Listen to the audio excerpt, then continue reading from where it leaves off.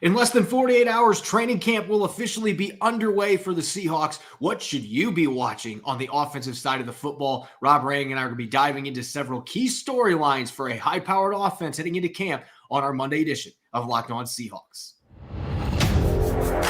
You are Locked On Seahawks, your daily Seattle Seahawks podcast.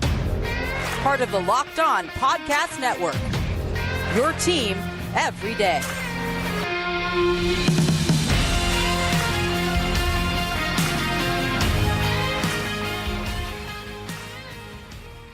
Greetings, 12. This is Corbin Smith, host of the Locked On Seahawks podcast, your daily Seahawks podcast, part of the Locked On Podcast Network, your team every day. Glad to be joined here during training camp opening week here on Monday. My co-host in crime, Rob Rang. And a special thanks to all the 12s, whether you're listening nearby in Port Orchard or you're listening down in Texas in Waco, Baylor country. We greatly appreciate you making Locked On Seahawks your first listen 5 days a week. It is finally here, Rob. We are less than 2 days away from the first practice for the Seahawks to open training camp at the VMAC. We're going to be breaking down some key storylines on offense. We'll be tackling your Monday mailbag questions, and we'll be ranking the competitions upcoming on the offensive side of the football. Jam-packed episode as football gets set to return here in the next couple of days. So let's get to it. Now for your lead story here on our Monday edition of Locked On Seahawks. Heading into the 2023 season, most people expect the Seahawks to have one of the more high-powered offenses in football, and it's understandable why. They've got their quarterback, Geno Smith, coming back. They've got a stud receiving group, DK Metcalf, Tyler Lockett, now Jaxon Smith-Njigba. They've got two really good running backs they invested high draft picks in. This is a group that is loaded at the skill positions. They've got some good young talent, the offensive line. So there might not be quite as many question marks heading into training camp. And yet at the same time, Rob, there are plenty of storylines that we're going to be looking at for this group to see whether or not they can reach the very high expectations that they have going into this season. Well, I have to argue with you a little bit on that, Corbin. I think that there's every bit as many question marks this year as there were a year ago. It's just that a year ago, we were not expecting the season to end with some exclamation points. And that's exactly the situation that we find ourselves. We talked about this before. A year ago, there were not any expectations of Geno Smith. This year, of course, as the comeback player of the year, as a Pro Bowler, the biggest question that I have when it comes to the Seahawks is an entire unit would be at the quarterback position again. Can Geno Smith do it yet again?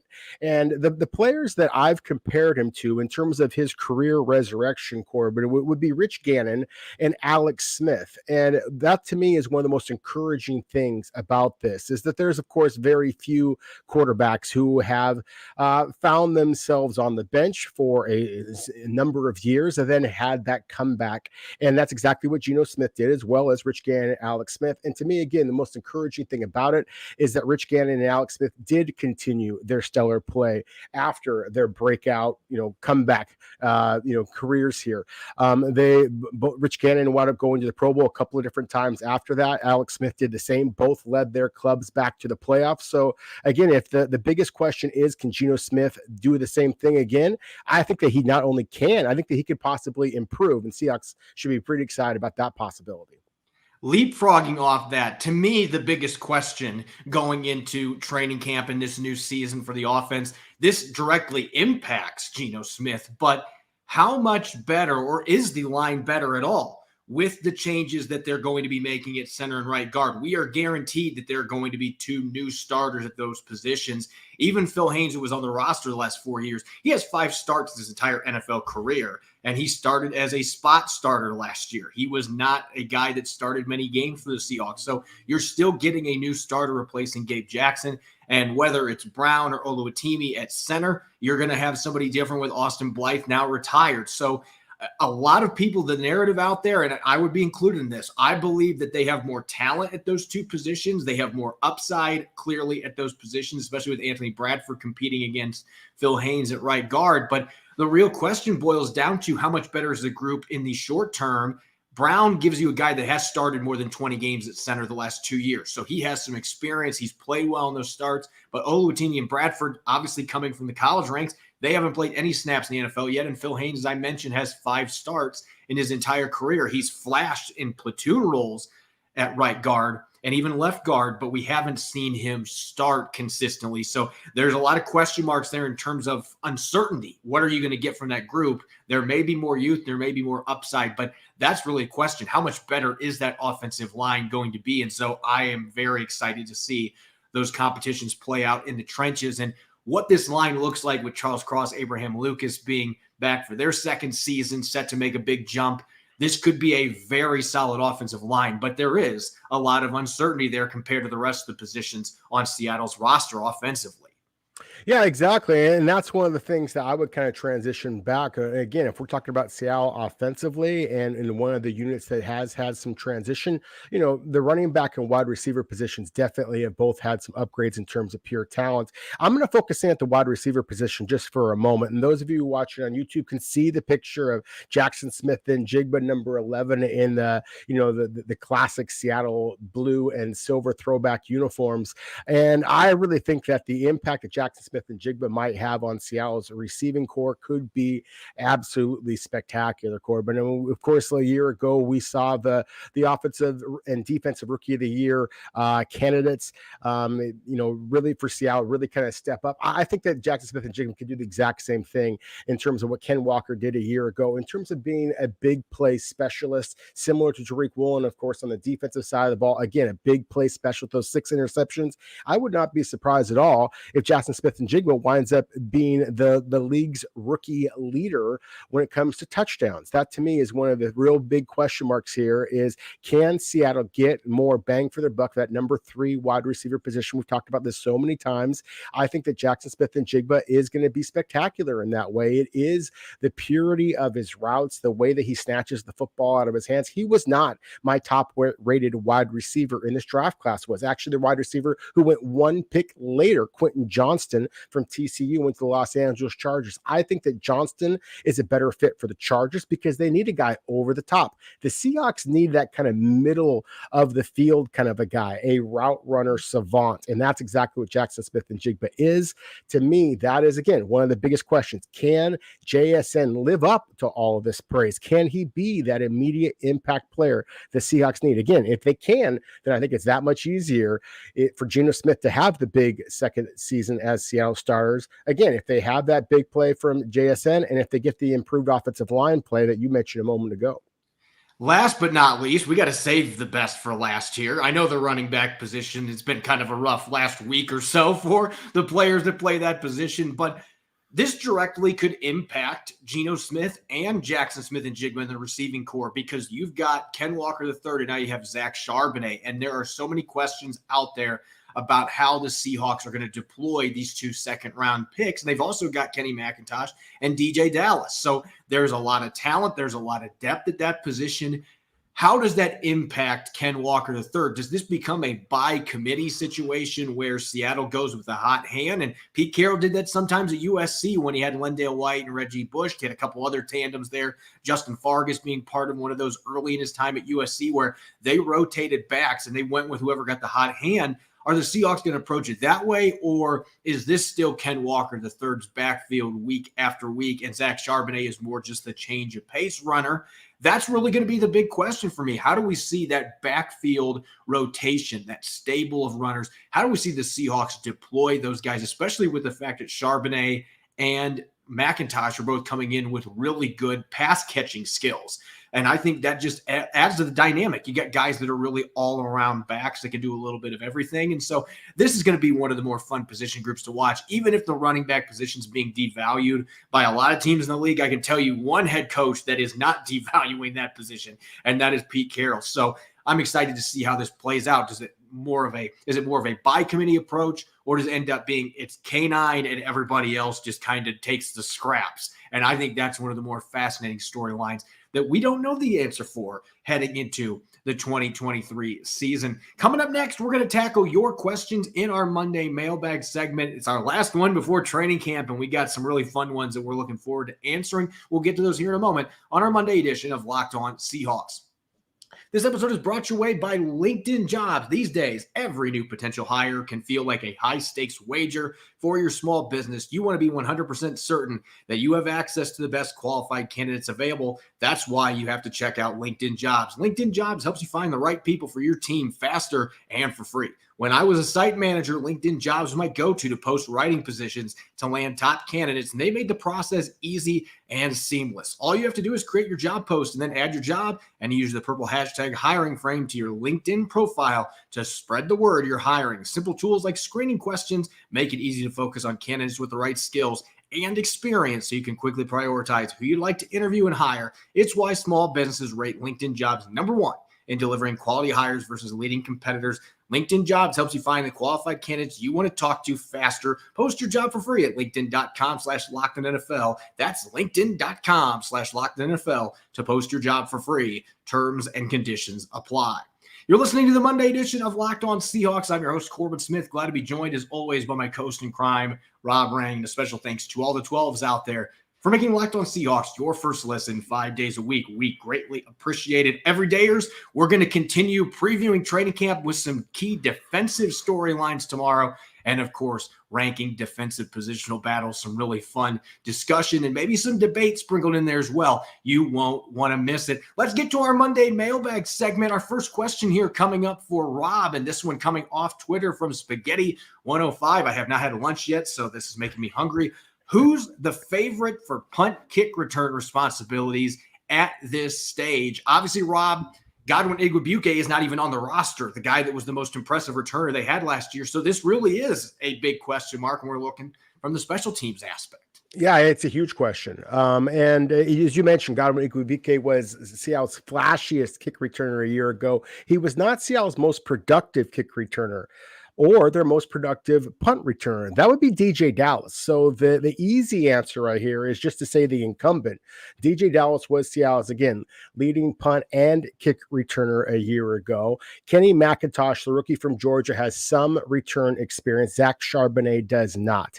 If you look at the wide receivers on this roster, you can throw out the conversation about Tyler Lockett. It's been 3 years since he's been a significant part of Seattle's return game. So that's not going to be the case. I do think that you have to look at some other kind of candidates, possibly a guy like Cade Johnson. He had some extensive return experience early or in his college days. But at the same time, I really think that this is really DJ Dallas. I think you're going to see Kenny McIntosh have an opportunity there. This is going to be potentially this last year, DJ Dallas was Seattle's fourth different punt returner, a leading punt returner in a row. So 4 years in a row now, they've had some type of transition. Again, I'm going to go with the incumbent in DJ Dallas. I do, as we talked about a moment ago, I think that the running back position is going to be one that we really have to pay attention to a lot with those two rookies. But it's not just DJ Dallas and what he can do on third down as a receiver. It's what he can do on special teams. That's why I think that he still has a real good shot making this club. Our next question coming from Roger Vano tweets, is it truly a possibility that Devin Witherspoon will be outside in regular formations but play inside in favor of Jaxon playing outside in nickel formations? Have other teams done this? Have the Hawks done it? Or is it Reek, Spoon, and Bryant with Jaxon and Brown in reserve? So that might seem like a loaded question here, but it's a really good one because from a Seattle standpoint under Pete Carroll, they have not done this. We never saw Richard Sherman slide inside to play the slot. And Shaquille Griffin, they didn't do that with him. They don't move their outside corners normally. They stick them at their one spot, and that's where they stay at. That's how Pete Carroll has preferred to do it.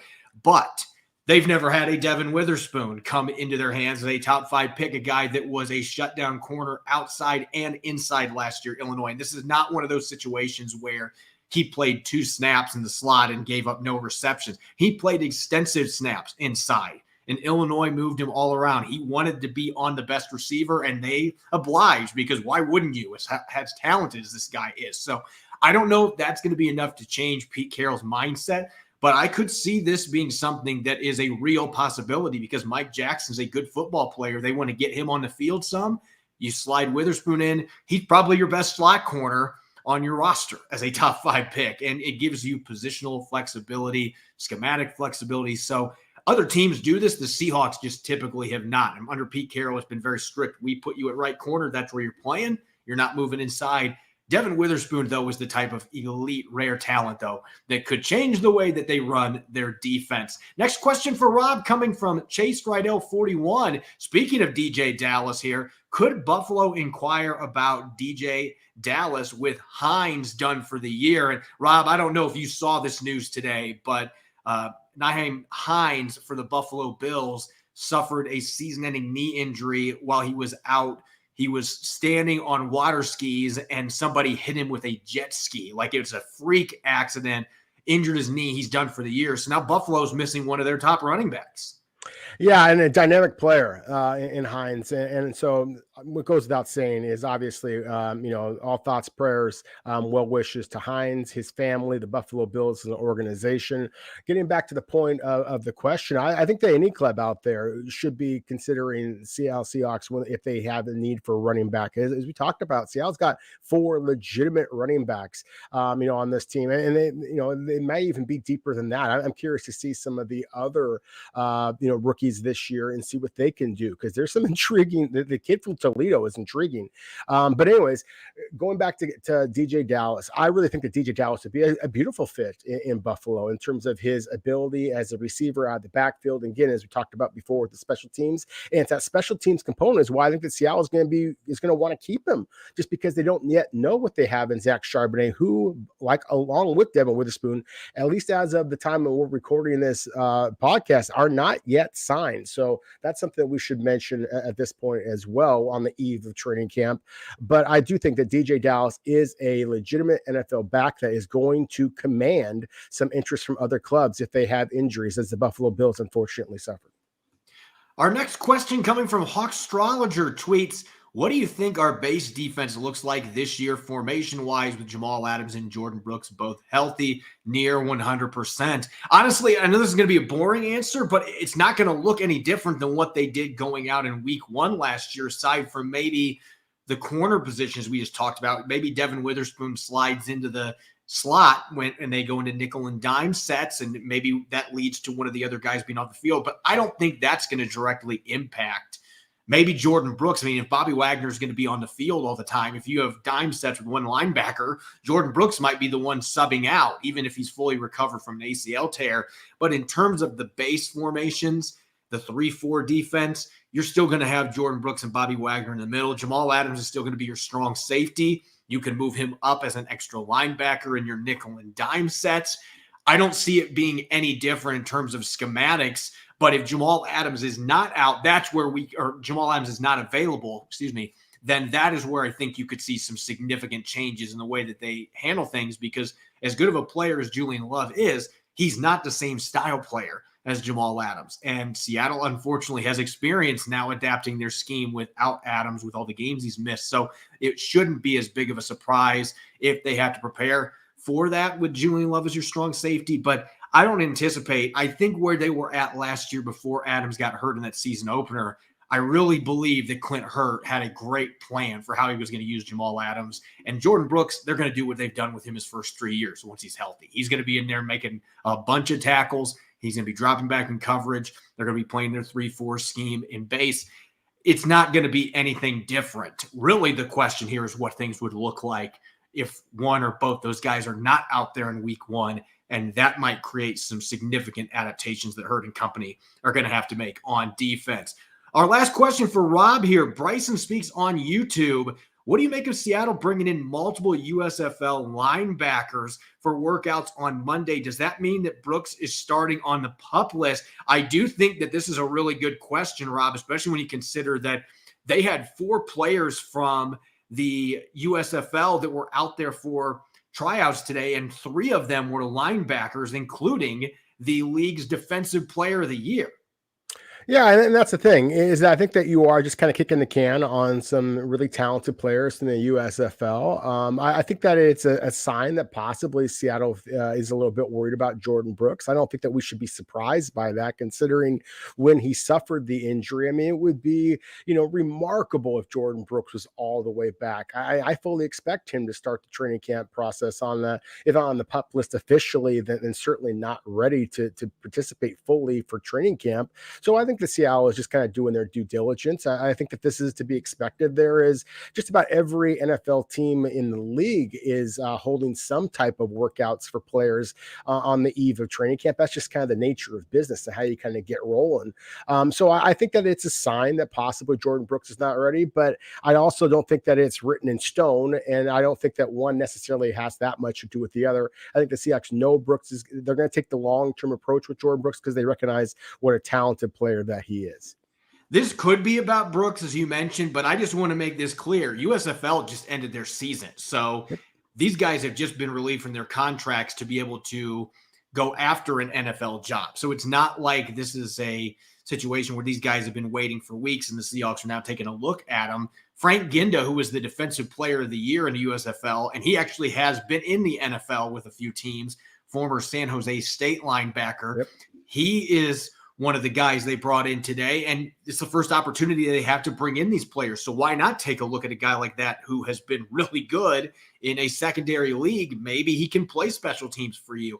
Maybe he can play some defensive snaps in training camp while you're easing Brooks back in. Even when he's off the PUP list, they're not going to be giving him a full workload off the bat. So this is definitely something where it could be related to Brooks going to the PUP, but it also could be, hey, we have one open roster spot right now. Let's get a little more depth there so that we can truly ease him back onto the field into a full-time role as we're looking to get him to by week 1. And our last question here from PJ Diddy, 2435. Who could you see being this year's Cade Johnson as a player who was on the practice squad last year and could contribute this year?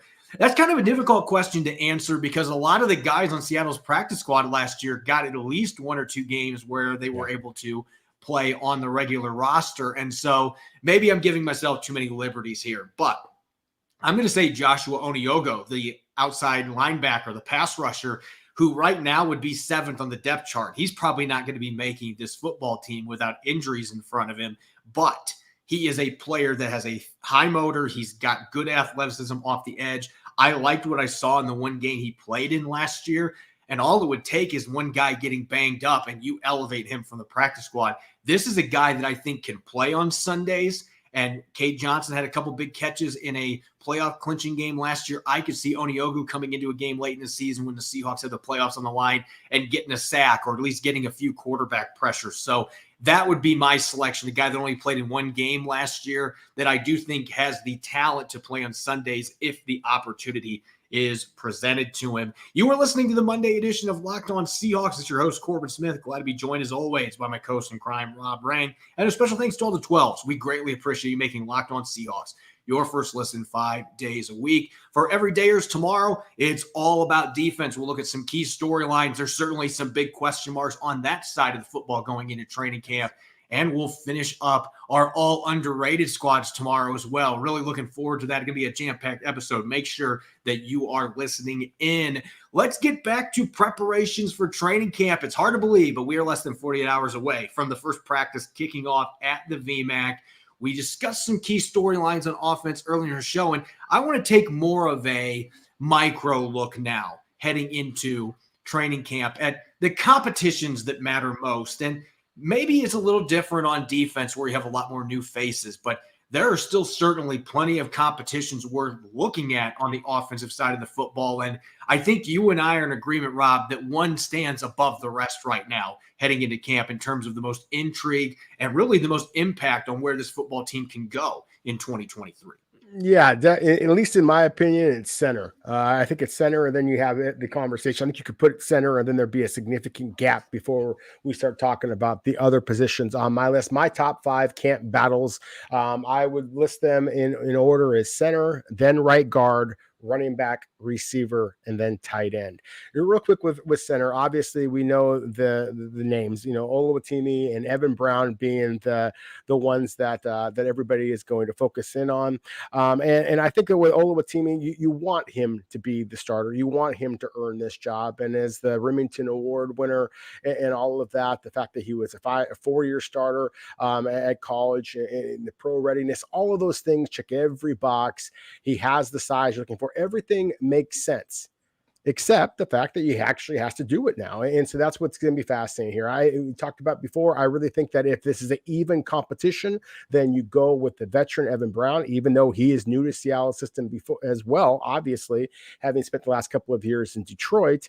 At the same time, he is, as a veteran, a little bit more polished, or at least should be. That's the expectations. But if the rookie does jump ahead, then that's what you're hoping for, because you want that rookie contract for the next 4 years and really finally solidify the center position, which has been basically an eyesore ever since the Seahawks decided to trade away Max Unger all those years ago. So to me, that's where I would start off with.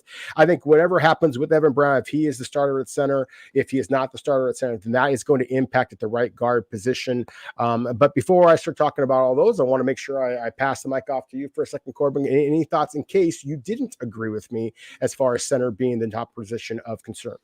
Well, I do agree with you. And I know sometimes our listeners say, why don't you guys disagree more? But, this is not a situation where this is Skip Bayless screaming at a cloud. That's not how we do things here on Locked On Seahawks. And we have we have our disagreements, but I'm sure there will be some later on the list. But for me, center's got to top the list off as well, because this is, to me, the biggest hole that is on Seattle's roster when you're looking the last 6 or 7 years. Justin Britt had a couple solid years as a starter, but they just have not been able to come close to replacing Max Unger. In the last few years, you've had Ethan Posick, you had Kyle Fuller starting some games.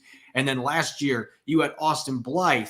This is a position that they have not been able to find a long-term starter, and it has reared its ugly head. Last year in the second half of the season, I think one of the big reasons this offense kind of sputtered for a while, I felt like Austin Blythe really struggled in the second half of the season last year. And I don't want to pick on one particular player, but the run game in particular, you could just tell teams were exposing him in there under 300 pounds, just not a physically imposing enough guy to be able to set the line of scrimmage. And that's why I think this position is so crucial for the Seahawks, whether it ends up being Evan Brown or Oluwatimi. We've talked about this a few other times during the offseason.